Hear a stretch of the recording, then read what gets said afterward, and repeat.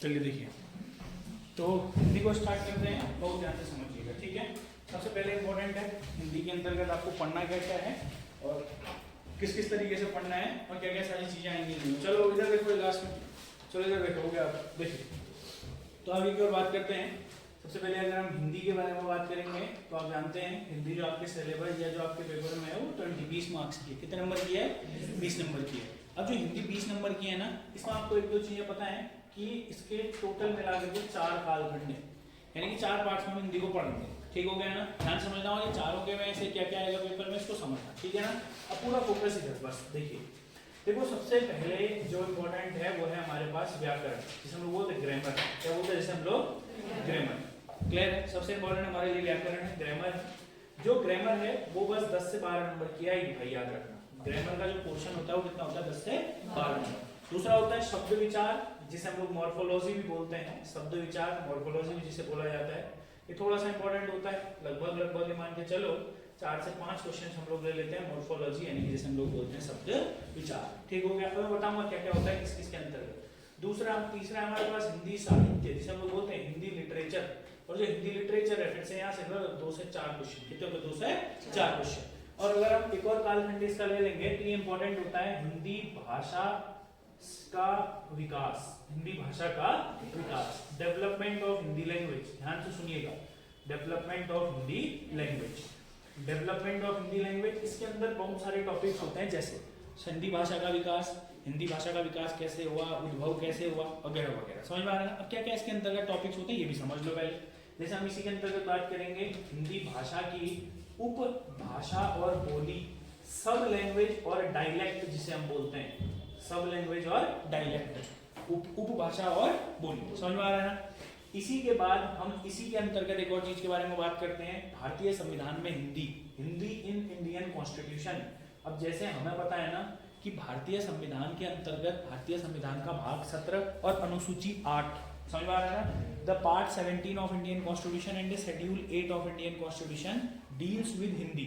जैसे भारत की संविधान की अनुसूची 8 के अंतर्गत 22 आधिकारिक भाषाएं दी गई हैं या 22 ऑफिशियल लैंग्वेजेस दी गई हैं। How many official languages are there? 22। You knows, आपको यह पता होना चाहिए भारत की कोई भी राष्ट्र भाषा नहीं है। समझ में आ रहा है ना? We did not have a single national language. Bharat की एक राष्ट्रभाषा नहीं है। हाँ, भारत के अंतर्गत 14 पहले थी, वर्तमान समय में 22 आधिकारिक भाषाएं। कितनी आधिकारिक भाषाएं हैं? 22। अब जैसे वो 8वीं अनुसूची में है, ऐसे ही भाग 17 में बहुत सारे प्रावधान है हिंदी को लेकर के। समझ में आ रहा है मैंने क्या बोला? तो इसी में हम बात करेंगे इंडियन कॉन्स्टिट्यूशन में जो हिंदी है।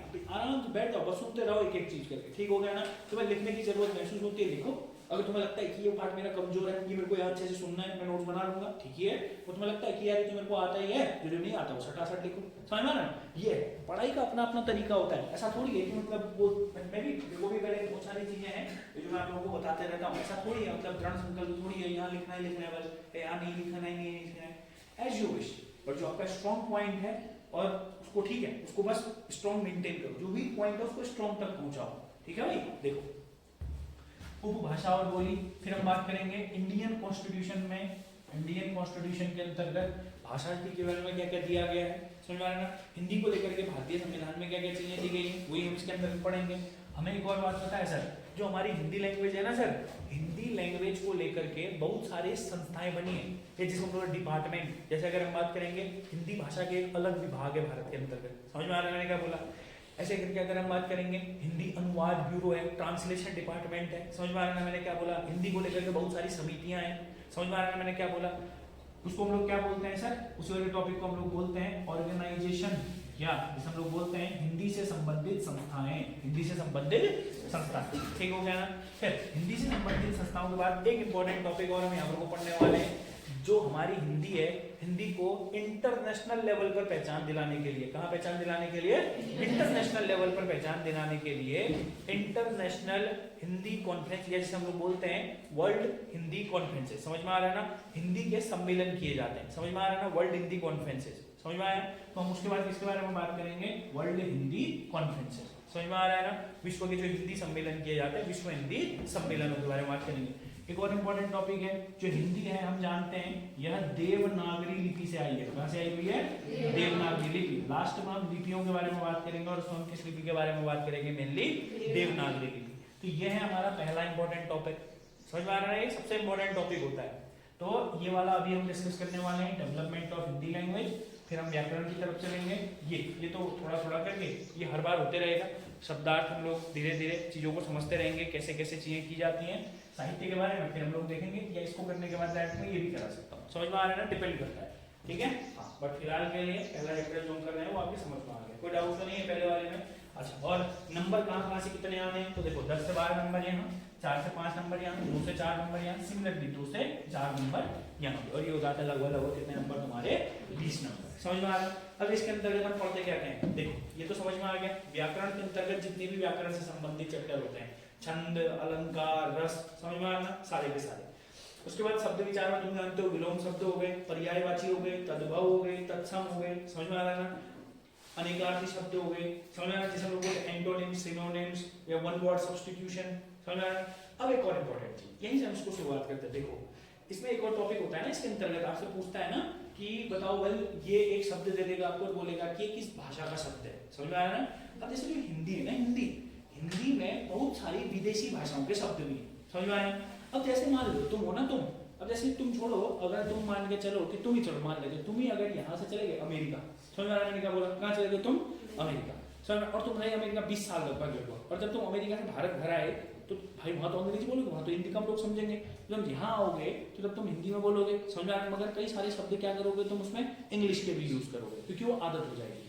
हुआ क्या, आप जानते हो भारत के अंतर्गत भारत ब्रिटिश साम्राज्य के अधीन रहा 200 सालों तक, और ब्रिटिश साम्राज्य जिस समय हमारे यहाँ पर स्थापित हुआ, ब्रिटिशर्स के साथ साथ 5 यूरोपियन कंपनी आई थी भारत में। फ्रेंच आए, डेन्स आए, समझ में आ रहा है मैंने क्या बोला आप लोगों को? अंग्रेज आए, फ्रेंच हो गए, डेन्स हो गए, पुर्तगाली आए, डच आए, ये 5 कंपनी थी जो भारत में आई।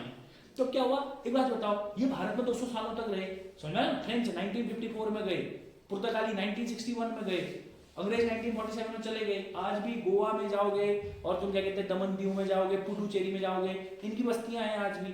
तो भारत में पूरे क्या हुआ, हिंदी भाषी लोग पहले से थे हमारे यहाँ पर। अभी हिंदी कहाँ से आए वो भी हम डिस्कस करेंगे एक एक करके सारी चीजें। तो हमारी हिंदी लैंग्वेज के अंतर्गत कई सारे फॉरेन शब्द आ गए, तो आपसे पेपर में डायरेक्ट पूछता है। समझ में आ रहा है ना? अब ये तो मॉडर्न हिस्ट्री की बात हुई। एंशिएंट हिस्ट्री में जाओगे, एंशिएंट हिस्ट्री में फारस, पर्शिया, जिसे आज ईरान कहते हैं, आक्रमण हुए, वहां के ग्रीक आक्रमण हुए, तो उनके शब्दों का भी तो उल्लेख है ना हमारे यहाँ पर को। समझ में? फिर मेडिवल हिस्ट्री में आओ, सिंध से आक्रमण हुआ, समझ में आ रहा है ना मैंने क्या बोला? फिर सेंट्रल एशिया से आक्रमण हुए, तो वहां के शब्द है हमारे पास। तुर्क आक्रमण हुए, तुर्की शब्द है भारत भाषा के अंतर्गत। तो 4 ऑप्शन देगा, बोलेगा कौन सा एक तुर्की भाषा का शब्द है। समझ में आ रहा है मैंने क्या बोला? तो इस तरीके का क्वेश्चन देखो हो गया ना, 3 4 4 5 क्वेश्चन। इसीलिए मिनिमम 3 से 4, 3 ही भी पूछ देता है कभी कभी, एक चीज छोड़ देगा। समझ में आ रहा है? तत्सम पूछ लेगा, तद्भव पूछ लेगा, अभी वियोगात्मक, ऐसे कई सारी चीजें होती है शब्दों के प्रकार में। समझ में आ रहा है ना? साहित्य देखो, आपका जो सिलेबस है, आपके सिलेबस में 23 कवि दिए हुए हिंदी साहित्य के अंतर्गत। समझ में आ रहा है ना? हिंदी लिटरेचर। अब हिंदी लिटरेचर क्या है देखो, what is the definition, what, सबसे पहले तो ये बताओ भाषा क्या होती है। व्हाट इज द लैंग्वेज, हम भाषा के बारे में तो बात कर रहे हैं, हिंदी एक भाषा है। समझ में आ रहा है मैंने क्या बोला? अब सुनो देखो, कभी भी जब भी कभी कोई भी व्यक्ति अपने जिस माध्यम से व्यक्ति अपने विचारों का आदान और प्रदान करता है, the exchange, the medium of exchange of thoughts. समझ में आ रहा है ना? यहाँ पर जब मैं हिंदी पढ़ाऊंगा, अंग्रेजी माध्यम वालों के लिए बढ़िया हिंदी होगी भाई, क्योंकि मैं पूरे तरीके से लगभग मैं कोशिश करूंगा कि मैं हिंदी पढ़ाते समय भी अंग्रेजी शब्दों का प्रयोग कर पाऊँ। समझ में आ रहा है ना? ताकि तुम्हें थोड़ा सा बेसिक चीजें समझ में आ जाए। जब मैं आप लोगों को हिंदी ग्रामर पढ़ाऊंगा ना, तो मैं इंग्लिश ग्रामर का सपोर्ट भी लूंगा। समझ में आ रहा है ना? चाहे मैं नाउन पढ़ाऊँ आपको, तो मैं वहां पर को, जब मैं आप लोगों को संज्ञा पढ़ाऊंगा, तो हम यहाँ पर को, अगर मैं यहाँ पर को बोलूंगा कि व्यक्तिवाचक संज्ञा, तो मैं बोलूंगा प्रॉपर नाउन तो बोलूँ। समझ आ रहा है मैं क्या कह रहा हूँ? तो दोनों चीजें कंपेयर करके करें, बहुत मस्त तरीके। समझ में आ रहा है ना? हाँ चलो, तो सुनो, हमारा जो ये साहित्य है, तो हमारा जो ये लिटरेचर है, अगर हम इस साहित्य के बारे में बात करते हैं, तो मैंने क्या बोला, सबसे पहले भाषा क्या होती है आपको ये पता चला। समझ में आया? लैंग्वेज क्या होती है पता चला। जब विचारों का आदान और प्रदान होता है तो उसे क्या बोला जाता है? भाषा बोला जाता है। समझ में आ रहा है ना? जब, ध्यान से समझना, जब उस भाषा को, अब जैसे मैं अभी बोल रहा हूँ, मैंने बोला, समझ में आ रहा है? मैं कुछ भी बोल रहा हूँ, ऐसे मैं किसी नियम को फॉलो कर रहा हूँ नहीं, मतलब ऐसा थोड़ी है कि मतलब इसके बाद यही बोलेगा। समझ में आ रहा है ना? मैं बोल रहा हूँ, एक ही जैसे स्वर तो निकल रहे हैं ना, छोटी ई की मात्रा, बड़ी ई की मात्रा, ऐसे रुक के बोल रहा हूँ मैं नहीं बोल रहा हूँ मैं। मगर जब मैं लिखूंगा इस चीज को, तो मैं मात्राओं का ध्यान दूंगा ना, छोटी ई की मात्रा है चाहे बड़ी ई की मात्रा है, कहाँ उपसर्ग लगाना है, कहाँ प्रत्यय लगाना है, कहाँ बिंदु लगाना है, कहाँ हलंत लगाना है, कहाँ अयोग वा लगाना है, लगाऊंगा ना मैं। तो वो क्या होता है हमारे पास, जब भी मैं भाषा को पूरे नियमों के साथ लिखूंगा, समझ में आ रहा है ना, तो वह होगी हमारे पास मेन भाषा। और वो जो नियम होंगे, नियमों के साथ लिखी गई भाषा को कहा जाता है व्याकरण। क्या कहा जाता है? व्याकरण। Grammar, grammar is all about rules, grammar is all about rules. जहां ग्रामर क्या होता है सर, रूल्स के बारे में हम बात करेंगे, जहां पर वो पूरी चीजें रूल के साथ लिखी जाती है। समझ आ रहा है? कोई डाउट तो नहीं है? समझ, एक एक पहले भी इसको समझो भाई अच्छे तरीके से, तब तो पता चलेगा ना। तो पढ़ोगे हिंदी, क्या होता है ग्रामर, समझ में आ रहा है ना, क्या होती है भाषा, क्या होता है साहित्य, समझ रहे हैं? क्या पढ़ेंगे हम शब्द विचार में, बता रहे हैं ना हम आपको एक एक करके। पहले इस चीज को समझिए, ये एक स्टैटिक पार्ट होता है, हो गया व्याकरण। व्याकरण क्या है सर? किसी भी भाषा के नियम। अभी जब मैं आपको पढ़ाऊंगा वैदिक संस्कृत फिर लौकिक संस्कृत, और जो लौकिक संस्कृत होता है ना, लौकिक संस्कृत के ऊपर ही, लौकिक संस्कृत को स्थायी रखने के लिए पाणिनि ने अष्टाध्यायी की रचना करी थी। समझ में आ रहा है ना? अभी हम समझेंगे, ठीक है? चलो ये समझ में आया आप लोगों को व्याकरण क्या होता है? कोई डाउट तो नहीं है इसमें? चलो अब शब्द वाला पता चल गया, स्टैटिक पार्ट होता है। अब साहित्य, क्या होता है साहित्य? तो याद रखना, कभी भी अगर किसी भी हम भाषा को नियमों के साथ लिख रहे हैं तो है व्याकरण। समझ में आ रहा है? भाषा के नियमों को क्या कहते हैं हम? व्याकरण। समझ में आ रहा है मैंने क्या बोला? और सिमिलर तरीके से जब भी भाषा में किसी भी चीज को क्रमबद्ध तरीके से लिखा गया होगा, कोई भी चीज को जब हम क्रोनोलॉजिकली लिखेंगे, क्रमबद्ध तरीके से लिखेंगे, तो होता है उस भाषा का साहित्य। क्या होता है उस भाषा का? जैसे आप कभी साहित्य पढ़ते हो, किसी की भी स्टोरी पढ़ते हो, किसी की भी किताब पढ़ते हो, उस साहित्य में क्या होता है, चीज एक जगह से शुरू होती है, फिर उस बीच में बहुत ज्यादा फिक्शन होता है, और चीजें घुमा फिरा के एक स्टोरी बनाते। नोवेल पढ़ते हो, है तीनों लोग। कभी अगर चेतन भगत को पढ़ोगे, वो आदमी इतना खतरनाक आदमी है, वो एक कमरे के अंतर्गत पूरी किताब लिख सकता है। मतलब समझ में आ रहा है ना क्या कह रहा हूं? इतना फिक्शन होता है उनकी कहानी में। तो क्या है? एक क्रम।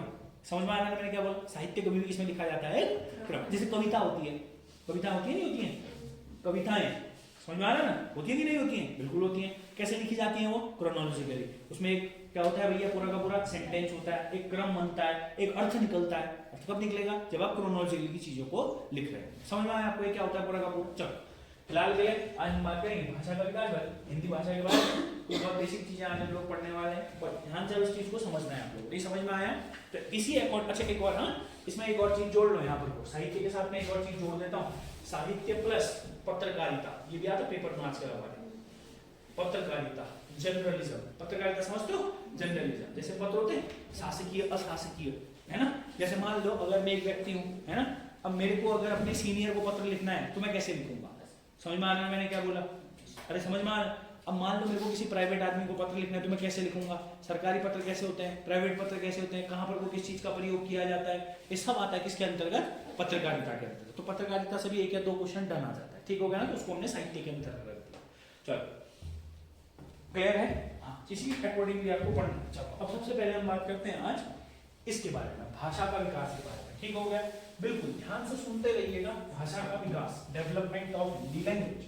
भाषा का विकास, डेवलपमेंट ऑफ हिंदी लैंग्वेज। चलो ध्यान से समझते हैं हम भाषा का विकास बहुत बढ़िया तरीके से। भाषा का विकास या हिंदी भाषा का विकास, हिंदी भाषा का विकास, development of Hindi language, development of Hindi language. Hindi भाषा का विकास जिसे हम लोग बोलते हैं डेवलपमेंट ऑफ हिंदी लैंग्वेज। समझो सबसे पहले अगर हम बात करें एक दो इंपॉर्टेंट पॉइंट्स के बारे में, ये जो हिंदी शब्द लिखा हुआ है, जो मैंने कौन सा शब्द लिखा हुआ है? हिंदी शब्द लिखा हुआ है। आपको यह पता होना चाहिए कि जो ये हिंदी शब्द है यह खुद में एक पर्शियन, एक फारसी शब्द है। समझ में आ रहा है? हिंदी जो है ना, हिंदी खुद एक फारसी शब्द है। हिंदी एक कैसा शब्द है? फारसी शब्द। फिर बोलो, हिंदी एक कैसा शब्द है? फारसी। अब ये हिंदी शब्द बना कैसे? समझ में आ रहा है ना? हिंदी भाषा का विकास तो अलग चीज हो गई है। समझ में आ रहा है मैंने क्या बोला? हिंदी शब्द बना कैसे, सबसे पहले इसको समझते हैं। ठीक हो गया? चलो उसी को समझते हुए हिंदी शब्द, पहला इंपॉर्टेंट चीज मैं आपको लिख देता हूँ। सबसे इंपॉर्टेंट चीज है जो हिंदी है, हिंदी एक फारसी भाषा का शब्द है। हिंदी एक कौन सी भाषा का शब्द है? फारसी भाषा का शब्द है। हिंदी एक फारसी भाषा का क्या है सर? शब्द है। इट इज द, आप सिंपल लिख सकते हैं, it is the Farsi word, it is the Persian word. Clear हो गया ना? हिंदी एक फारसी भाषा का शब्द है, हिंदी एक पर्शियन भाषा का शब्द है। आगे की ओर बात कर लेते हैं, बहुत ध्यान से समझना है, ठीक हो गया ना। अगर हम हिंदी के बारे में बात करते हैं तो हिंदी अगर आप देखेंगे तो भारत के अंतर्गत सर्वाधिक बोली जाने वाली भाषा कौन सी है? हिंदी। दूसरे नंबर पर कौन सी है? बंगाली। दूसरे नंबर पर भारत में सर्वाधिक बोली जाने वाली भाषा कौन सी है? बंगाली। सबसे ज्यादा बोली जाने वाली भाषा कौन सी है? हिंदी। और अगर आपसे कभी पूछा जाएगा विश्व के अंतर्गत सबसे ज्यादा बोली जाने वाली भाषा कौन सी है तो मंदारिन। क्लियर हो गया ना? विश्व के अंतर्गत बोली जाने वाली सबसे भाषा कौन सी है? मंदारिन। बट आप कभी अगर पढ़ेंगे, एक दो इंपॉर्टेंट चीज है ध्यान से समझना, अगर आप कभी पढ़ेंगे चौथा पढ़ेंगे ग्लोबल लैंग्वेज, वैश्विक भाषा, तो वैश्विक भाषा का आप आंसर अंग्रेजी ही देंगे। समझ में आ रहा है? क्योंकि वैश्विक भाषा मतलब क्या है? फैली हुई भाषा है सबसे ज्यादा। समझ में आ रहा है? फैली हुई भाषा भले ही इंग्लिश है मगर सबसे ज्यादा बोली जाती है, जिसे हम लोग ऑफिशियली चाइनीज लैंग्वेज बोलते हैं। चाइनीज भाषा को ही क्या बोला जाता है? मंदारिन बोला जाता है। चलो पहला इंपॉर्टेंट पॉइंट हम समझे, हिंदी एक फारसी भाषा का शब्द है। Hindi is a Persian word. अब आता है इंपॉर्टेंट क्वेश्चन जो आप लोगों को थोड़ा सा समझना है, ठीक हो गया ना। अगर आपसे कभी पूछा जाएगा तो आपको याद रखना है जो हिंदी है, हिंदी भारत के अंतर्गत बोली जाती है सबसे ज्यादा, और अगर आप विश्व में देखेंगे तो विश्व में इसका स्थान कौन सा होता है? चौथा होता है। क्लियर हो गया ना? तो आपको याद रखना है अगला पॉइंट, हिंदी जो है भारत में सर्वाधिक बोली जाने वाली भाषा है, भारत में सर्वाधिक। और अगर आपसे पूछा जाएगा विश्व में तो आपको याद रखना है विश्व में हिंदी का कौन सा स्थान है? चौथा स्थान। क्लियर हो गया ना? चौथे नंबर में सबसे ज्यादा बोली जाने वाली भाषा कौन सी है हमारे पास? हिंदी भाषा है। कौन सी भाषा है सर? हिंदी भाषा। चलिए पहले बताइए एक पॉइंट, मतलब ये बेसिक है, कोई दिक्कत नहीं है इस वाले पॉइंट में, ना ही ज्यादा कोई खास पॉइंट है। पर अगर कोई डाउट हो रहा है इस तरीके की अगर कोई बात है, एक बार अच्छे तरीके से इस पूरे पॉइंट को देख लीजिए। धीरे धीरे से हम लोग आगे की ओर बढ़ते हैं। मेनली हमारा जो फोकस रहेगा वो रहेगा हिंदी भाषा के विकास पर, जो हमारे लिए सबसे इंपॉर्टेंट पॉइंट में से एक। बताइए कोई डाउट है इसमें में? किसी को कोई भी डाउट या कोई भी अगर ऐसा पूछने जैसा लग रहा है तो आप आराम से पूछ सकते हैं, उसकी कोई भी टेंशन नहीं। बट एक बार अभी टॉपिक स्टार्ट हो रहा है, बस ध्यान दो इस टॉपिक के ऊपर, क्योंकि ये सबसे इंपॉर्टेंट टॉपिक्स में से एक है, ठीक है। चलो अब ध्यान से समझना। देखो हमारे थोड़ा सा इंपॉर्टेंट क्वेश्चंस की ओर फिर से आगे की ओर देखो। अगर हम बात करते हैं ना कि पूरे, अगर आप विश्व के अंतर्गत आप देखेंगे, विश्व के अंतर्गत कुल लगभग 3000 प्रकार की बोलियां बोली जाती हैं। कितने हजार प्रकार की बोलियां बोली जाती हैं? 3000। अच्छा एक इंपॉर्टेंट चीज और ध्यान से सुनना, एक ना होता है भाषा परिवार। क्या होता है? भाषा परिवार। जैसे ना मानव परिवार होता है, या जैसे जो ह्यूमन की रेसेस होती हैं, जैसे हम क्या बोलते हैं भारत में जितने भी लोग हैं सब वो कौन से लोग हैं? कुछ मंगोलॉइड्स हैं, समझ में आ रहा है, और कुछ आर्यंस हैं। जो दक्षिण भारत में रहते हैं उनको क्या बोलते हैं? द्रविडियंस बोलते हैं, समझ में आ रहा है ना। ये ह्यूमन की रेसेस होती हैं। तो आपको एक इंपॉर्टेंट चीज याद रखनी है, ध्यान से सुनना, एक बढ़िया सा पॉइंट है। देखो भारत में 4 भाषा परिवार की भाषाएं बोली जाती हैं। भारत में 4 भाषा परिवार की बोलियां या भाषाएं बोली जाती हैं। भारत में कितने भाषा परिवार की बोलियां बोली जाती हैं? 4 भाषा परिवार। और अगर कभी पूछेगा कुल भाषा परिवार, विश्व में कुल भाषा परिवार कितने हैं? 13। विश्व में कुल भाषा परिवार कितने हैं? 13। यानी कि 13 भाषा परिवारों से भारत में कितने परिवार बोले जाते हैं? 4। कितने बोले जाते हैं? 4। कोई डाउट है इसमें? पहला पॉइंट समझ में आया? ये अब थोड़ा से ठीक ठाक पॉइंट्स आने लग जाएंगे यहाँ पर से। बताइए पहला पॉइंट समझ में आया? कितने भाषा परिवार हैं अगर आप देखेंगे तो पूरे 13। विश्व के अंतर्गत अगर आप देखेंगे, फिर से बोलो कितने भाषा परिवार हैं सर? फिर से बोलो सर कितने भाषा परिवार हैं? 13। और हमारे यहाँ पर कितने भाषा परिवार बोले जाते हैं? 4। फिर बोलो हमारे यहाँ पर कितने भाषा परिवार बोले जाते हैं? 4। आप लोगों को 4 के 4 भाषा परिवारों से कोई मतलब नहीं है, समझ में आ रहा है? जैसे और जो भाषा परिवार में से जो हमारे यहाँ पर सर्वाधिक बोला जाता है वो है भारोपीय भाषा परिवार। कौन सा भाषा परिवार है? भारोपीय भाषा परिवार। सही करिए, कौन सा भाषा परिवार है? भारोपीय भाषा परिवार। ये जो 4 भाषा परिवार है ना, ध्यान से ना, चलो हमारे यहाँ पर को जो सबसे ज्यादा बोला जाता है वो बोला जाता है भारोपीय भाषा परिवार। हमारे यहाँ पर को सर्वाधिक कौन सा बोला जाता है? भारोपीय भाषा परिवार। बताओगे जरा मुझे, भारत की कितने प्रतिशत जनता, भारत की 73% जनता, भारत की कितने प्रतिशत जनता? 73% जनता भारोपीय भाषा परिवार की बोलियां बोलता है। कौन से भाषा परिवार की बोलियां बोलता है? भारोपीय। क्लियर हो गया? सही करेंगे, कौन सी वाली बोली जाती है हमारे यहाँ पर? भारोपीय। समझ में आ रहा है ना? भारोपीय भाषा परिवार, ज्यादा कोई खास बात नहीं है। फिर बोलिए कितने भाषा परिवार हैं, अगर आप देखेंगे तो पूरे विश्व के अंतर्गत 13, और इन 13 में से भारत के अंतर्गत जिन भाषा परिवारों का प्रयोग होता है वह कितने भाषा परिवार हैं? 4। एक ही भाषा परिवार आपके लिए इंपॉर्टेंट है, तो फिलहाल के लिए इसी को याद रखिएगा। जैसे दूसरा परिवार कौन सा है सर्वाधिक वाला? द्रविड़। दूसरा कौन सा हमारे पास? द्रविड़ भाषा परिवार। कितना है? लगभग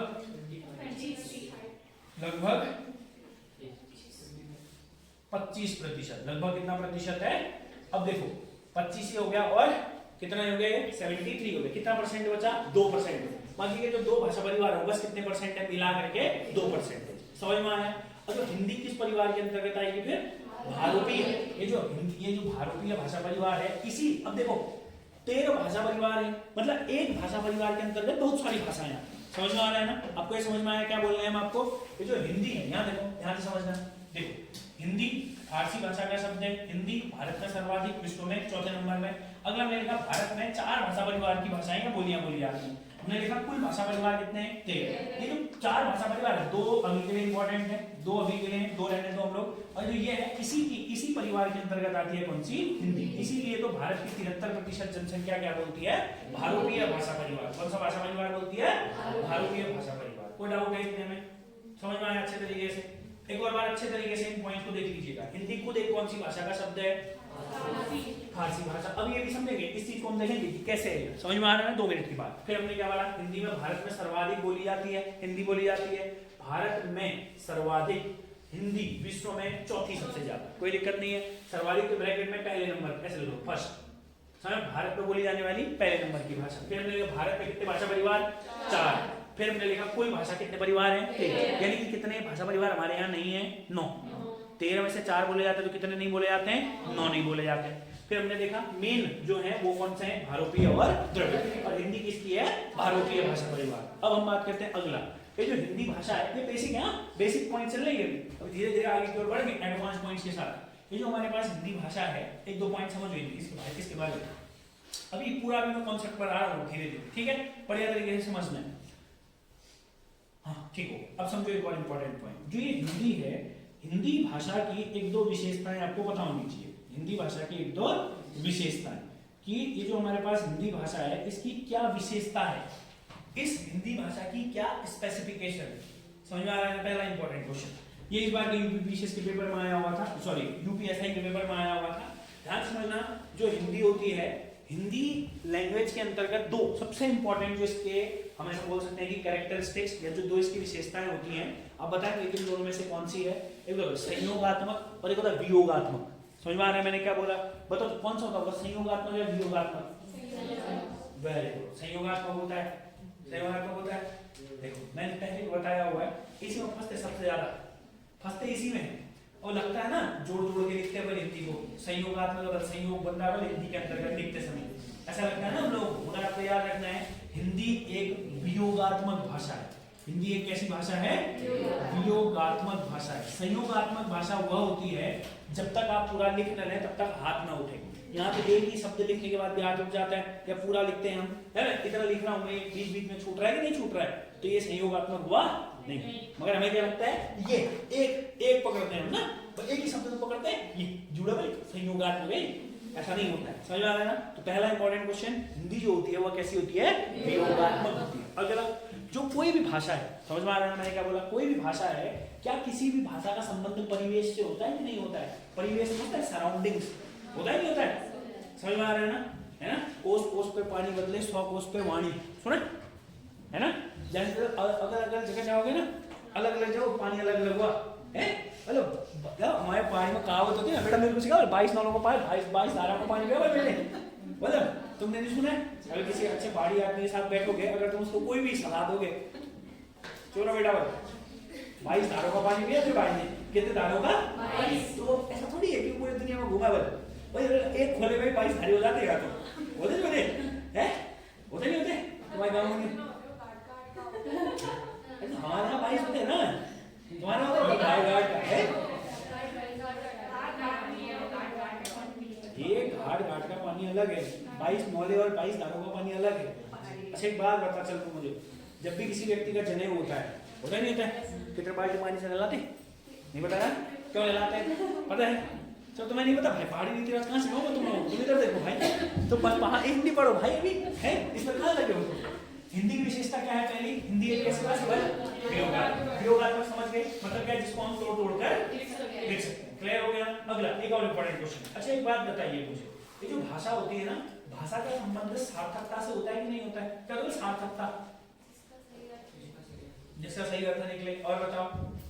बिल्कुल सार्थकता से होता ही होता है, मतलब हमारे यहाँ पर तो क्या होता है, नहीं हमारे यहाँ पर कोई एक शब्द के अनेक अर्थ निकल सकते हैं, मगर हर शब्द का अर्थ तो निकलता है ना, तो सार्थकता से है कि नहीं है भाषा का संबंध। हिंदी भाषा पर याद रखना है, हिंदी भाषा में क्या भी पाई जाती है, सार्थकता, क्लियर हो गया। अगला ये भाषा होती है, भाषा का संबंध परिवेश से होगा कि नहीं होगा, परिवेश मतलब सराउंडिंग, मतलब जहां जैसा परिवेश वहां वैसी भाषा, समझ आया। अगर तुम 2-3 महीने अल्मोड़ा लेकर आओगे, तुम भी अल्मोड़िया वाली टोन ले आओगे अपनी भाषा में, समझ आ रहा है मैंने क्या बोला है। अगर गंगोलिया आके हो तो वहां वाली टोन भी आ जाएगी, समझ, वो अलग नरगी अलग ही बोलते हैं, अल्मोड़ा वाले नरगी अलग ही बोलते हैं, समझ। यहाँ शोर में रहोगे, यहाँ वाले नरगी अलग ही बोलते हैं, सभी लोगों की अपनी अपनी क्या है डायलेक्ट्स है। तो भाषा का संबंध किससे भी होता है सर, परिवेश से भी होता है, किससे भी होता है, परिवेश। चलो ये बहुत हुआ इतना, ये तो बस एक बेसिक इंट्रोडक्शन था। अब आते हैं मेन कॉन्सेप्ट पर। मेन क्वेश्चन ये है कि सर हिंदी की उत्पत्ति कैसे हुई। अब यहाँ से सुनना है कि फैक्ट थे, अब वो था मेन टॉपिक स्टार्ट, वहां भी लिखा था ना पहला हिंदी की उत्पत्ति। अब देखो पे अगर आपसे पूछा जाएगा हिंदी की उत्पत्ति, मेरी बात को ध्यान से सुनना, क्या लिखा है मैंने यहाँ पर, हिंदी की उत्पत्ति, इसे बोलते हैं ओरिजिन ऑफ हिंदी, इसको क्या बोलते हैं, ओरिजिन ऑफ हिंदी, हिंदी की उत्पत्ति। अगर आपसे कभी पूछा जाएगा तो आप एक बात तो जानते हैं ना, जो हिंदी है सब जानते हैं कि हिंदी की उत्पत्ति संस्कृत से हुई है। हिंदी की उत्पत्ति कहां से हुई है, संस्कृत से हुई है।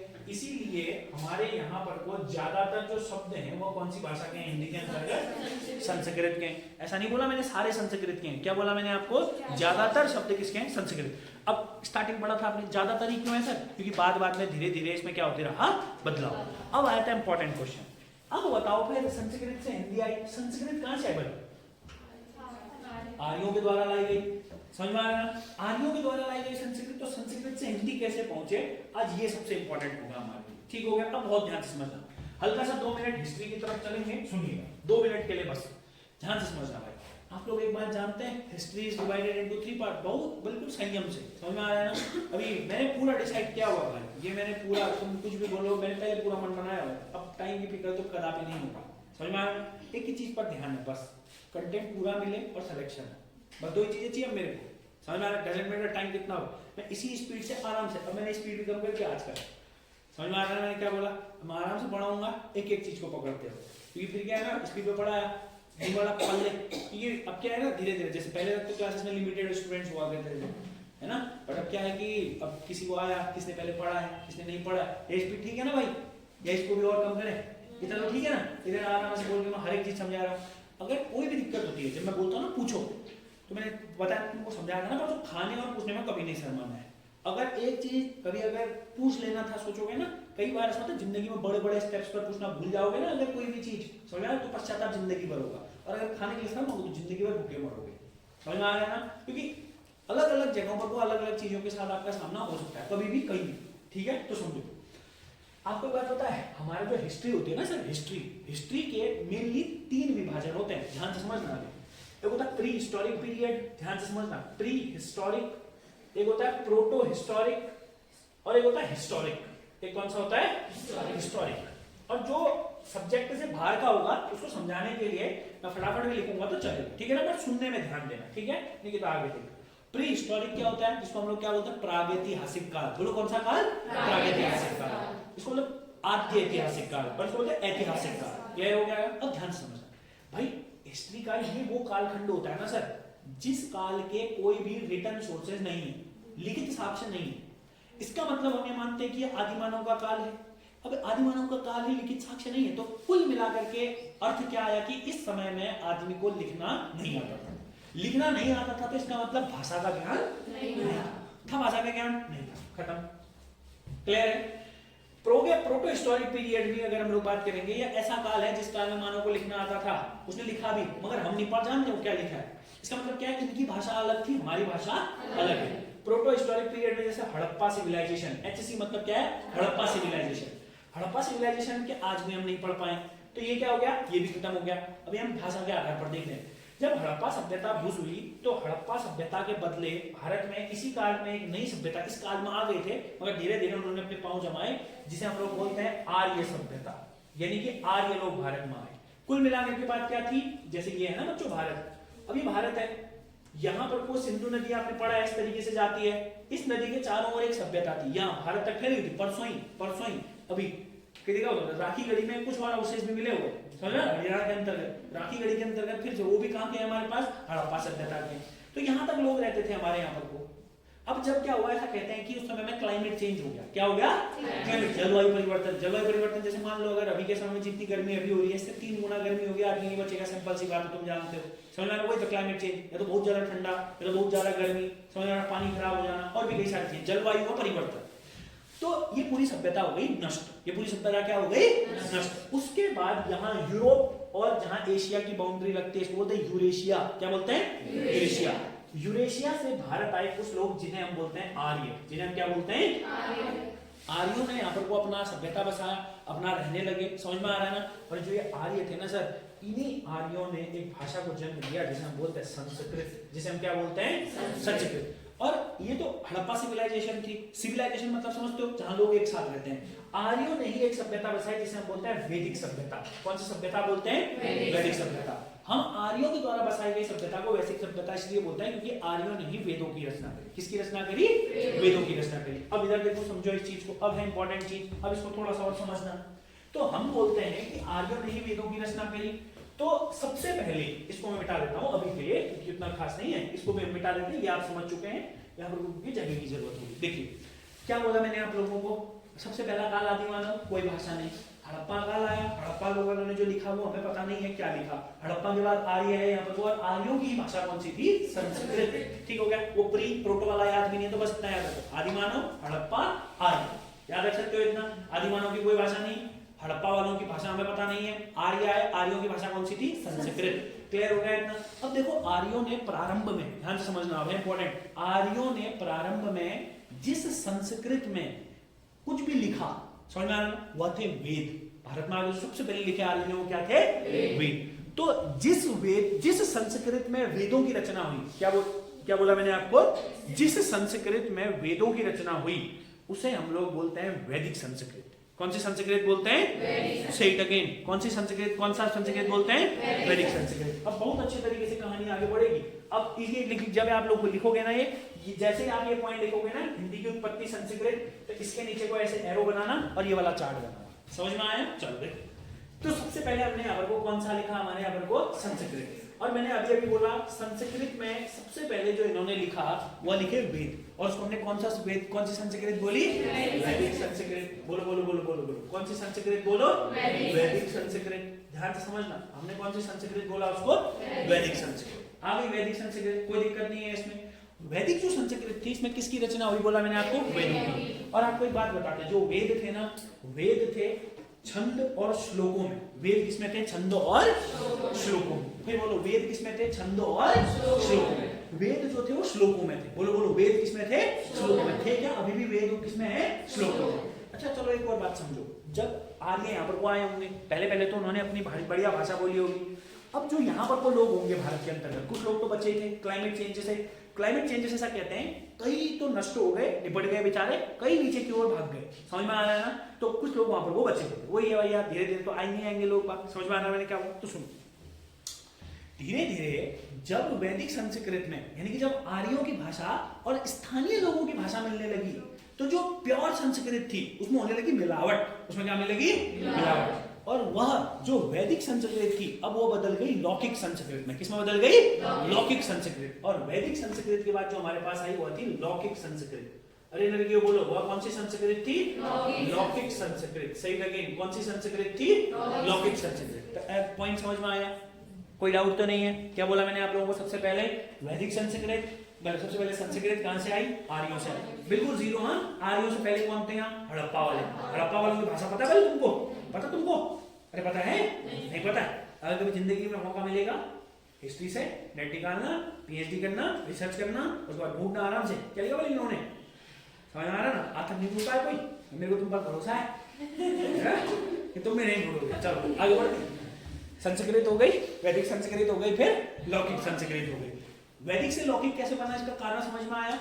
जो प्योर आर्यन बोल रहे थे, स्थानीय लोग जो बोल रहे थे, मिलावट हो गई भाषा में, क्या हो गई मिलावट। क्लियर हो गया इतना? अब समझो इन्हीं, अच्छा ये जो संस्कृत है, ये जो हमारे पास वैदिक संस्कृत और ये क्या है हमारे पास लौकिक संस्कृत। अब ये जो संस्कृत है इसको हम लोग आर्य भाषा में बोलते हैं। संस्कृत को क्या भी बोला जाता है? आर्य भाषा। अरे बोलेंगे कि नहीं बोलेंगे? क्योंकि संस्कृत का जन्म कहाँ से हुआ है? आर्यों से हुआ है। और ये जो तीनों भाषाएं हैं, इन तीनों को बोला जाता है प्राचीन आर्य भाषा। इन तीनों को ही क्या बोलते हैं हम? प्राचीन आर्य भाषा। इन तीनों को क्या बोलते हैं बताओ हम? प्राचीन आर्य भाषा। बोलो बोलो बोलो बोलो बोलो, इनको क्या बोलते हैं? प्राचीन आर्य भाषा। इनको बोलते हैं प्राचीन आर्य भाषा। 1500 बीसी से लेकर के 500 बीसी। बोलो 1500 बीसी से 500 बीसी। फिर बोलो 1500 बीसी से 500 बीसी। अगर आप वैदिक संस्कृत देखोगे तो ये आएगा 1500 बीसी से लेकर के 800 बीसी। और अगर आप लौकिक संस्कृत देखोगे तो ये आएगा 800 बीसी से लेकर के 500 बीसी। ईयर उतना इंपॉर्टेंट नहीं है, फिर भी आप लोगों को बता दें। ठीक हो गया? चलो बढ़ा आगे की ओर। कोई डाउट है? तो अगर आपसे क्वेश्चन पूछेगा निम्नलिखित में से कौन सी प्राचीन आर्य भाषा नहीं है, कर लोगे? अरे गधो, कर लोगे? ठीक है, संस्कृत के ही दो रूप हैं, लौकिक और वैदिक। ज्यादा कठिन वाला कौन सा है दोनों में? वैदिक होगा। अरे ऊपर से नीचे को सरल हो रहा है। अब गधो हो रहा है कि नहीं हो रहा है? हो रहा है ना? चलो बढ़ते हैं आगे। अब एक बात समझो, ध्यान समझना। आपको एक बहुत अच्छी सी चीज समझाते हैं हम आपको। समझ में आ रहा है ना? पहले इस चीज को आप समझने की कोशिश करिएगा बिल्कुल अच्छे तरीके से। देखो जब भी, चलो एक काम करते हैं, पहले उससे पहले इन तीनों भाषाओं से जो क्वेश्चन बनते हैं उनको डिस्कस कर लेते हैं, फिर इससे आगे की ओर बात करेंगे। ध्यान से बस समझते रहिएगा। ठीक हो गया? जो ये वैदिक संस्कृत है ना, वैदिक संस्कृत को छंदस भी बोला जाता है। क्या भी बोला जाता है? छंदस। छंदस का मतलब होता है जिसकी रचना किसमें हुई है? छंदों में हुई है। जिसकी रचना किसमें हुई है? फिर से बोलो, जिसकी रचना किसमें हुई है सर? छंदों में हुई है। क्लियर हो गया? अब ध्यान से समझना भाई, एक बहुत ही अच्छा क्वेश्चन है। ठीक हो गया ना? ध्यान से समझना, बहुत अच्छा पॉइंट बता रहे हैं आप, बहुत अच्छे तरीके से। वैदिक संस्कृत ठीक है, वैदिक संस्कृत कंप्लीट हुआ। अब जब क्या हुआ, मैंने एक चीज बोली आपको, डायलॉग याद रखने हैं हर बात को। ठीक है ना? कॉन्सेप्ट और फैक्ट ऐसे ही बनता है। क्या बोला मैंने आपको? जब भी कभी वैदिक संस्कृत में भारत में रहने वाली लोगों की भाषा का मिलावट हुआ तो उसी से क्या बना हमारा लौकिक संस्कृत। और ऐसा कहते हैं उस समय में ना, बहुत अच्छे तरीके से समझना, बहुत बढ़िया पॉइंट आएगा यहीं पर, और यहीं से तुम्हारा बेसिक ग्रामर का पार्ट भी क्लियर होगा। समझ में आ रहा है? देखो उस समय में एक विद्वान हुआ करते हैं जिनका नाम था पाणिनि। जिनका नाम क्या था? पाणिनि। को बोलो क्या नाम था? पाणिनि। फिर बोलो क्या नाम था? पाणिनि। तो जब पाणिनि आए, पाणिनि ने देखा कि भैया जो श्लोक वाली भाषा है ये क्या हो गई है, थोड़ा इजी हो गई है। उन्होंने क्या किया ना, उन्होंने बोला यही, उन्होंने ध्यान से समझना, ये जो लौकिक संस्कृत से बनने वाला क्वेश्चन, हाँ, पाणिनि ने इसी को भाषा का नाम दिया। मैंने क्या बोला? पाणिनि ने इसी को किसका नाम दिया? भाषा। पाणिनि ने बोला यही है बस भाषा।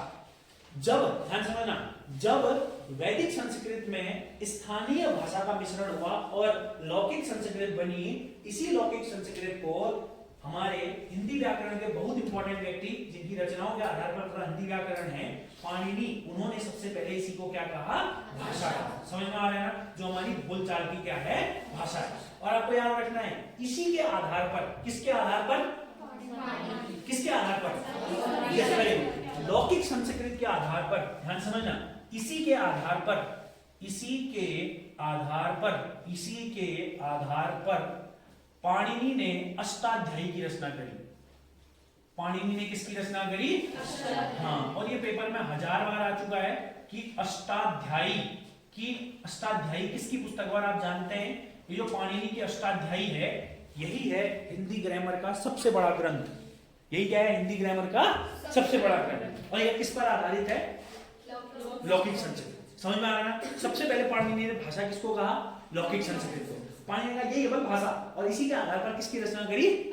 अष्टाध्यायी की रचना करी। किसकी रचना करी? अष्टाध्यायी। कोई डाउट है? समझ में आ रहा है? इसका कोई सारे चाहिए? अगर कोई डाउट है तो पूछो। है कोई डाउट? बढ़ा आगे की ओर? कोई डाउट नहीं है ना? अब बढ़ते हैं आगे की ओर। ध्यान समझना है अच्छे तरीके से। ठीक हो गया? अब है इंपॉर्टेंट चीज, देखो अब ऐसा कहते हैं ना, पाणिनि ने इसकी रचना इसलिए भी करी ताकि ये भाषा क्या रहे? स्थिर रहे। क्या रहे सर? स्थिर रहे। मगर हम लोग जानते ही हैं जो पानी है वो तो बहता नहीं रहे, उसमें परिवर्तन तो होता ही रहेगा। समझ में आ रहा है? जैसे मैंने आप लोगों को बताया। अब सिमिलर तरीके से अगर हम बात करते हैं, अच्छा उससे पहले एक चीज बताते हैं, ध्यान से समझना। इसके बाद की कहानी ये बहुत इंपॉर्टेंट चार्ट बनेगा, ये तो इसी तरह बन रहा है, पूरे बोर्ड में जाएगा और जब तक ये खत्म नहीं होगा तब तक क्लास खत्म नहीं हो गया। ठीक है, अब समझो भाई। हाँ, अब समझो आगे की, बिल्कुल ध्यान से समझो। ठीक हो गया। अब क्या हुआ, अब जैसे एक बात समझो ना, आपको मैं एक एग्जांपल देता हूँ बहुत अच्छा, ध्यान से समझना। होता क्या है, जैसे मान लो आपको क्या लगता है, जो नए धर्म होता है ना, धर्म रिलीजन होता है, रिलीजन नया धर्म कैसे बनता है, क्यों बनता है, चलो उसको समझो। जैसे मैं हूँ, समझ में आ रहा है, जैसे मान लो मैं हूँ, अब मान लो मेरे को हमारे हिंदू धर्म के अंतर्गत जितना भी सब बुरा है मेरे को मन नहीं आ रहा है सब, समझ में आ रहा है, कोई जितने भी रीति रिवाज है, जितनी भी सारी चीज मेरे को अच्छा नहीं लग रहा है, मैं कह रहा हूँ इससे बढ़िया ये है भाई। समझ में आ रहा है मैंने क्या बोला, समझ में आ रहा है। जैसे ना आपको एक बात पता है, जैसे होता क्या है, जैसे चलो एक बात बता, जो शादी की प्रथा होती है ना हमारे यहाँ, शादी की प्रथा आपको पता है, जो शादी की प्रथा है सबसे पहले हिंदू धर्म में प्रचलित थी, हिंदू धर्म से बाकी सारे धर्मों ने ली है ये प्रथा। तो ऐसे करके मान लो मैं हूँ, अब मेरे को कुछ चीज हमारे धर्म की पसंद आ रही है, कुछ क्रिश्चियनिटी में, कुछ इस्लाम की, कुछ सिखों की, समझ में आ रहा है ना, कुछ फारसियों का, समझ में आ रहा है ना। अब मैंने क्या किया, इन सबका अध्ययन किया और मैंने क्या बना दिया, एक नया धर्म बना दिया। अब मैं क्या करूंगा भाई, अपना नया धर्म बनाऊंगा, ताकि क्योंकि मेरी विचारधारा क्या है, अलग। वैसे ही करके जैसे जैसे समय आगे की ओर बढ़ा, वैसे वैसे भाषा में क्या होता गया, परिवर्तन। अरे वैसे वैसे भाषा में क्या होते गया, परिवर्तन। जैसे हमने देखा संस्कृत का ही एक रूप है वैदिक संस्कृत, संस्कृत से वैदिक संस्कृत नहीं बनी, समझ में आया। मतलब संस्कृत का ही एक रूप क्या है, वैदिक संस्कृत, वैदिक संस्कृत से लौकिक संस्कृत, समझ में आया, इसको याद हो रहा है, समझ में आ रहा है ना। और लौकिक संस्कृत से जिस भाषा का विकास हुआ उसको बोलते हैं पाली, क्या बोलते हैं, पाली। और जो ये पाली भाषा थी, अब जैसे ये तो समझ में आ रहा है ना कि किसकी क्या क्या लिखते थे इन भाषाओं में। वैदिक संस्कृत में किसकी रचना हुई, वेदों की। लौकिक संस्कृत में किसकी रचना हुई, जैसे रामायण हो गया, अष्टाध्यायी तो इसका आधार, समझ में आया। मतलब जो लौकिक संस्कृत के रूल एंड रेगुलेशन हो गए सब किसमें लिखे हैं, अष्टाध्यायी। तो जो लौकिक संस्कृत है इसमें हल्के वाले जो ग्रंथ है, रामायण हो गया, महाभारत हो गया, इनकी रचना हुई। और उसके बाद जैसे जैसे बौद्ध धर्म भारत में आया, कौन सा धर्म भारत में आया, बौद्ध धर्म भारत में आया, बौद्ध धर्म का जन्म हुआ, तो लौकिक संस्कृत का थोड़ा सा सुलटा हुआ रूप या लौकिक संस्कृत में कुछ परिवर्तन करके एक नई भाषा का विकास हुआ, जिसे हम क्या कहते हैं, पाली। तो पाली की भाषा किसका हुआ, बौद्ध धर्म की भाषा। ऐसे ही करके जब हमारे यहाँ पर को बौद्ध के बाद जैन धर्म अस्तित्व में आया, वैसे जैन पहले आ गया हुआ मगर वो अस्तित्व में मतलब जो फला फूला वो बाद में फला फूला, समझ में आ रहा है ना। तो ऐसी तरीके से पाली के बाद आ गई प्राकृत, कौन सी आ गई, प्राकृत। अभी एक बहुत बढ़िया सा क्वेश्चन भी करेंगे हम यहाँ पर, बहुत अच्छे से समझ कर लेना, बहुत अच्छे तरीके से ऐसे ही करके। तो बताओ अभी समझ में आ रहा है, ये मैं लिख नहीं रहा हूँ कि किसकी भाषा है, तुमको बताइए वेदों की, ये महा जो हमारे पास होता है जिसको हम लोग बोलते हैं महाकाव्य, क्या बोलते हैं, महाकाव्य, ये वेदों की भाषा है, ये महाकाव्य की भाषा है, ये बौद्ध धर्म की भाषा है, ये जैन धर्म की भाषा है। अब एक बात समझो, जैसे ना जब हमारे यहाँ धर्म बन गए, फिर क्या होता है हमारे यहाँ पर एक बहुत ही इंपॉर्टेंट सा इंसिडेंट होता है, जो धर्म होते हैं, धर्म फिर से बढ़ जाते हैं मठों के अंतर्गत। किसमें बढ़ जाते हैं, मठ, मठाधीश, योगी आदित्यनाथ। जैसे तो योगी आदित्यनाथ को छोड़ो, जैसे मान लो मैं आदमी हूँ एक, समझ में आ रहा है मैंने क्या बोला, एक मेरा भाई, दूसरा कोई नहीं, तीसरा भाई भी अपना, चलेगा भाई तीसरा, चौथा भाई भी अपना, समझ में क्या कह रहा हूँ। मान लो मैं हूँ, मेरे को शिव जी ज्यादा पसंद है, समझ में आ रहा है, मेरे को हनुमान ज्यादा पसंद, मान लो दूसरा आदमी को शिव जी ज्यादा पसंद है, तो मैंने हनुमान गिरी मठ की स्थापना करी, समझ में आ रहा है। तो बाद में इसके बाद जो मठ मठाधीशों की भाषा बनी उसे बोलते हैं अपभ्रंश, क्या बोलते हैं, अपभ्रंश। अभी मठों की स्थापना करी, किसकी स्थापना करी है, मठ मठाधीशों की भाषा को क्या बोलते हैं, अपभ्रंश। और बाद में जब मठ भी बन गए, फिर मठों के अंतर्गत बने संप्रदाय। संप्रदाय का मतलब समझते हैं, संप्रदाय मतलब कम्युनिटी, समझ में आ रहा है। जैसे आप देखेंगे इस्लाम धर्म के अंतर्गत वर्तमान समय में 3 संप्रदाय, अगर आप हिंदू धर्म के अंतर्गत देखेंगे बहुत सारे संप्रदाय हैं, क्रिश्चियनिटी के अंतर्गत देखेंगे कितने होते हैं हमारे पास, 2, समझ में आ रहा है ना। आपने देखा हुआ है प्रोटेस्टेंट्स एंड कैथोलिक्स, अलग अलग होते हैं ना, ईसा मसीह वाले हैं, ओ माय गॉड वाले, अल्लाह वाले, अलग अलग होते हैं, शिव जी वाले, समझ आ रहा है क्या कहा। तो जो भाषा फिर संप्रदायों की भाषा बनी उसे कहते हैं अवहट। कौन सी भाषा कहते हैं, अवहट,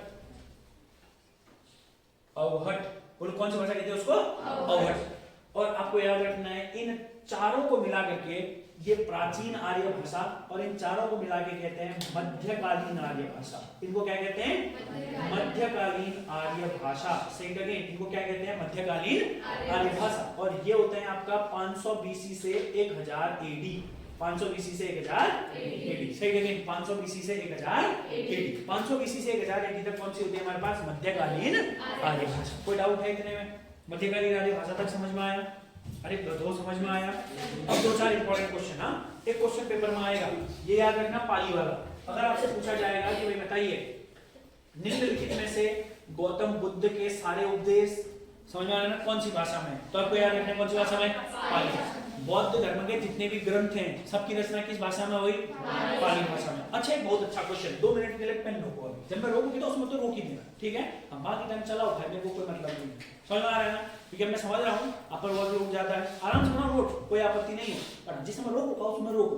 समझ में आया? अब सुनो, अब जैसे क्या है ना, ये पूरे जितनी भी भाषाएं हैं ना, ध्यान से समझना मैंने क्या बोला, इनमें सबसे ज्यादा जो प्रकोप था, इनमें जो सबसे ज्यादा प्रकोप था बताओ प्राकृत का। किसका था? बोलो बोलो बोलो, किसका था? प्राकृत। इसीलिए इन चारों को ध्यान से समझना, इन चारों को प्राकृत आर्य भाषाएं भी बोला जाता है। क्या बोला जाता है? प्राकृत आर्य भाषाएं। मगर ये क्वेश्चन नहीं आएगा, क्वेश्चन क्या आएगा ना, आपसे पूछेगा बताइए प्रथम प्राकृत किसे कहते हैं? क्या पूछेगा? प्रथम प्राकृत। अब मैंने बोला इन सब में किसका ज्यादा प्रकोप है? प्राकृत। तो जो पाली है, पाली को ही कहा जाता है प्रथम प्राकृत। इसको क्या कहते हैं? प्रथम प्राकृत। तो बताओ द्वितीय प्राकृत किसे कहेंगे? प्राकृत। किसको कहेंगे?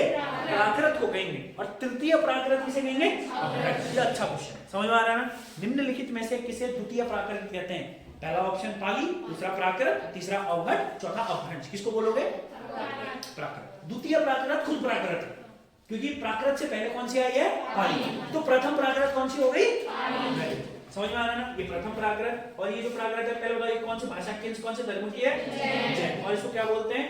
द्वितीय प्राकृत। इसको क्या बोलेंगे हम लोग? द्वितीय प्राकृत। इसको बोलेंगे द्वितीय प्राकृत। ठीक हो गया ना? कोई डाउट तो नहीं है? अरे कोई डाउट है? तृतीय प्राकृत कौन सी हो गई? अपभ्रंश हो गई। समझ में आया? चलो अब एक दो क्वेश्चन और समझो यहीं पर से, जो इंपॉर्टेंट क्वेश्चन समझ में आने में स्टेप बाय ले जा। अभी इंग्लिश लिया हमसे पढ़ा, आप लोगों में से कई सारे इंग्लिश मीडियम वाले हैं, समझ में आया ना? बट मैं आप लोगों को यह आश्वासन जरूर दिलाऊंगा, जब तुम यहाँ पर से पूरी हिंदी पढ़ लोगे तो तुम्हें फिर एक अलग सा कॉन्फिडेंस आएगा हिंदी के अंतर्गत भी, जैसे जीएस तक आता रहा है ना आज तक। समझ में आ रहा है?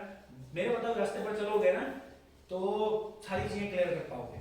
समझ में आ रहा है? क्योंकि मेरे को पता है कि क्या क्या चीजें होती हैं, कैसी कैसी होती हैं। समझ में आ रहा है ना? तो इसीलिए मैं टीचर हूँ और आप लोग स्टूडेंट्स हैं, और अगर आप इसी तरीके से पढ़ते रहेंगे, समझ में आ रहा है, जो मैं बता रहा हूँ, तो फायदेमंद रहेगा। समझ में आ रहा है? मैं आपको 1000 बार बोलता हूँ एक चीज कि आप मेरे साथ ज्यादा से ज्यादा मैक्स टू मैक्स, अगर मैं टाइम दूंगा ना 3 घंटे रहोगे मेरे साथ ज्यादा से ज्यादा। समझ में आ रहा है? अगर मैं अपनी इच्छा के विरुद्ध भी चाहूँ, समझ में आ रहा है, तो भी 3 ही घंटे हो पाएंगे। और 3 घंटे में आपको कितना सिखाऊंगा? समझ में आ रहा है ना? 3 घंटे में लगातार 3 घंटे बोल के तो सिखा सकता हूँ, और 3 घंटे खाली मेरे सिखाने से तो पेपर निकलेगा नहीं, ये तो पॉसिबल नहीं है। तो आपको अपने साथ भी रहना है। समझ में आ रहा है? मैं क्या कह रहा हूँ? अपने साथ रहने का मतलब ऐसा नहीं ख्याल हो गया ना, पढ़ाई करके अपने साथ रहेंगे। मास्टर देगा अपने साथ रहना है, मास्टर तो अपने साथ रहना दिन भर, हाँ, पढ़ने वाला अपने साथ रहना। चलो अब एक चीज समझो इधर, ध्यान से समझना, ये इंपॉर्टेंट क्वेश्चन है। इन्हीं को हम लोग मध्यकालीन आर्य भाषा भी बोलते हैं। और हमारे पास प्रथम प्राकृत प्राकृत, द्वितीय प्राकृत प्राकृत, और पाली हो गई प्रथम प्राकृत, द्वितीय प्राकृत कौन सी हो गई? प्राकृत, और तृतीय प्राकृत कौन सी हो गई?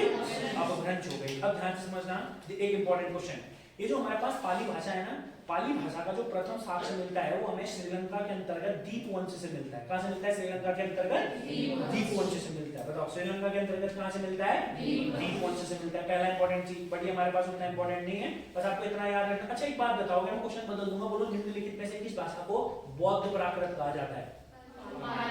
तो बताया ना, ये पूरा प्राकृत भी होगा। और बौद्ध प्राकृत मतलब क्या है भाई? बौद्ध ग्रंथों में, और इन सबको तो प्राकृत, पहली प्राकृत कौन सी है? पाली। तो बौद्ध प्राकृत भी कौन सी होगी सर?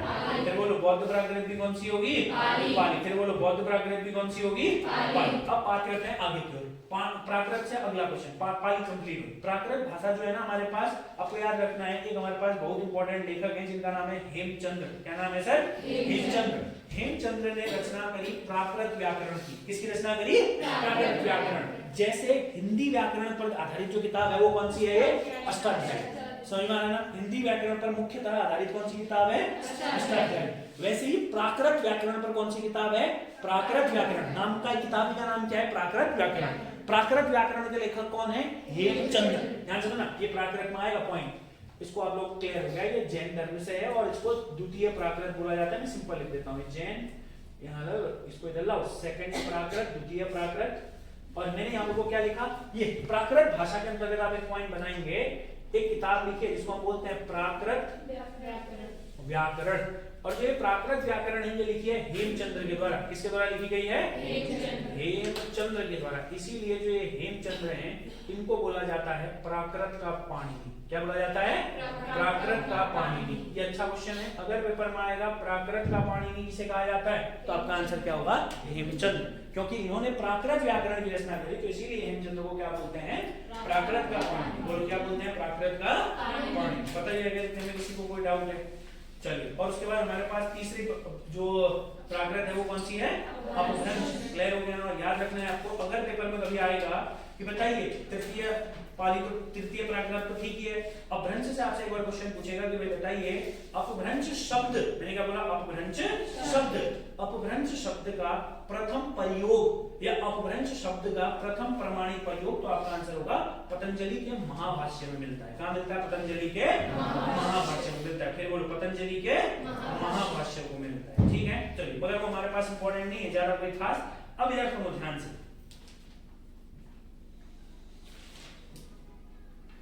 समझ में आ रहा है ना अच्छे तरीके से? कोई डाउट तो नहीं हो रहा है? डाउट हो तो बच्चों, जैसे मैं बोलता हूँ ना, डाउट है तो पूछ लो।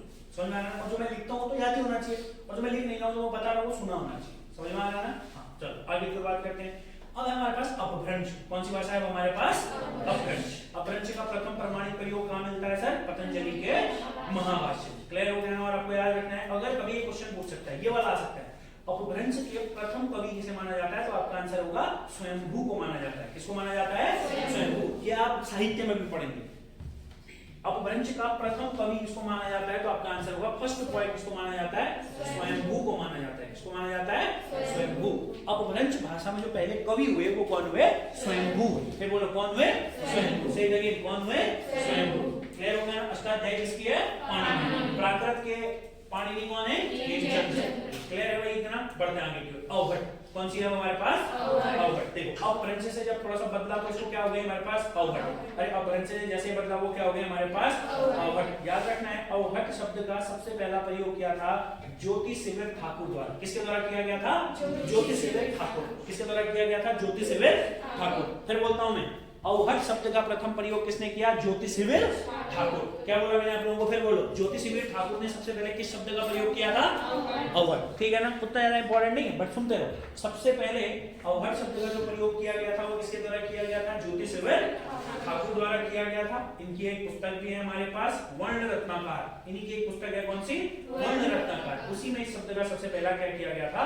प्रयोग। मगर आपको एक इंपॉर्टेंट सी बात ये याद रखनी है कि जो हमारे पास अवघट थी, मेरी बात को बहुत ध्यान से सुनना। चलो एक इंपॉर्टेंट चीज करते हैं।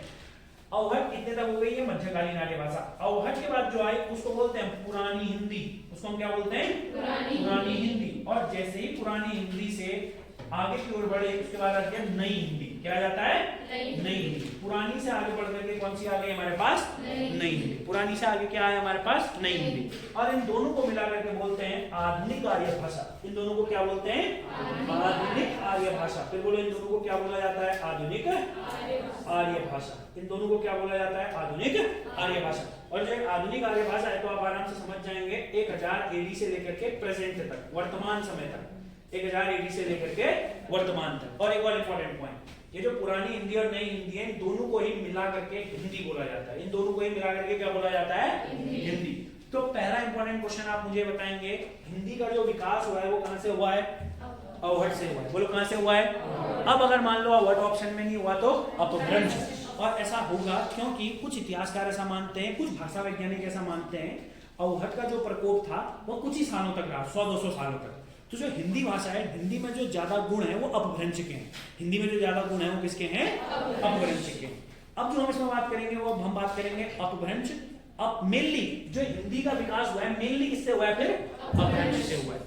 अवघट से क्यों नहीं हुआ है? अवघट का ज्यादा प्रकोप ही नहीं था, समझ में आ रहा है? और अवघट के ज्यादा गुण हिंदी में नहीं है। तो जो हमारे यहाँ हिंदी का विकास हुआ है वो किससे हुआ है? मेनली अपभ्रंश से हुआ है। और आपको याद रखना है अपभ्रंश के 4 प्रकार। मेरे साथ बोलना, क्या बोला मैंने आपको? अपभ्रंश के। अब इसको सुनना, ये अगला टॉपिक है, अभी नहीं लिखना है इसको। अपभ्रंश के 4 प्रकार से 5 उपभाषाओं का विकास हुआ।